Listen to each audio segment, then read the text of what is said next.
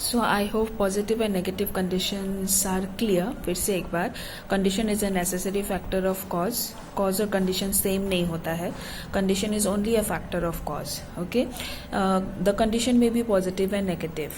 Positive condition वो है जो किसी भी इफेक्ट को हैपन करता है, which the effect is happen only through the presence of positive condition, and the effect does not happens if there are negative condition. Let me give you one more example.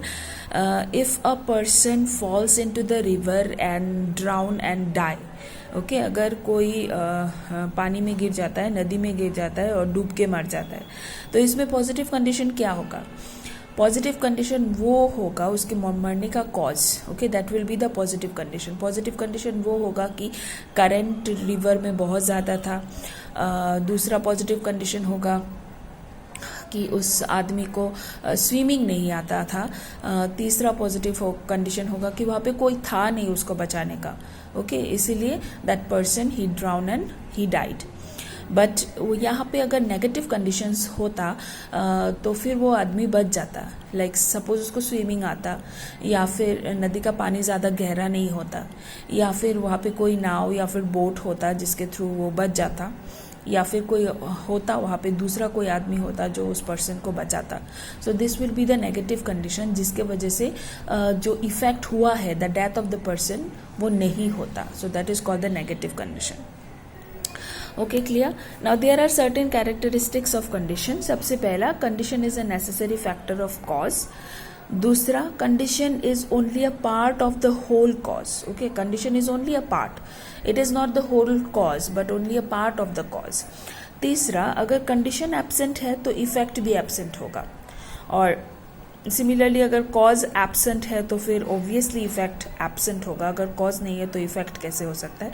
So condition के मामले में भी same है. अगर condition absent है तो फिर effect भी एब्सेंट होगा, और अगर कॉज एब्सेंट है तो भी इफेक्ट एब्सेंट होगा. So this are known as condition. Okay, now let us move to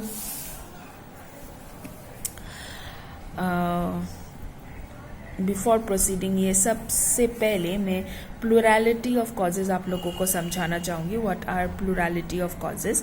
according to plurality of causes, एक इफेक्ट बहुत सारे कॉज से निकल सकता है. मतलब एक इफेक्ट का बहुत सारा कॉज हो सकता है. Okay, like let us take the example of light. Light could be produced by electricity. Light could be produced by lamp. Light could be produced by fire. Light could be produced by lightning. So there are many sources जिसके through से light produce होता है. Light could be produced by moonlight or starlight.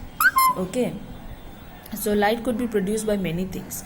So this is called plurality of cause. Plurality of cause मतलब एक effect का बहुत सारे cause होना. बट अगर हम लोग कॉज और कंडीशन के बारे में सोचे, then plurality of cause is only a misconception. Okay, एक इफेक्ट का बहुत सारा कॉज नहीं हो सकता है. बाकी जो हम लोग चीज़ों को कॉज मान लेते हैं वो कॉज नहीं होता है. That is only conditions. Like जो इलेक्ट्रिसिटी का लाइट है, the effect is not the same as the light produce by fire. दोनों सेम नहीं है, राइट? They are different. तो फिर इफेक्ट सेम कैसे हुआ? That means plurality of cause is only a misconception. What is plurality of cause? Plurality of causes मतलब है एक ही इफेक्ट का बहुत सारा कॉज होना. पर ऐसा नहीं है. एक इफेक्ट का सिर्फ एक ही कॉज हो सकता है, और बाकी जिसको हम लोग कॉज मान के चलते हैं, they are only conditions, they are not cause. So plurality of cause is a misconception.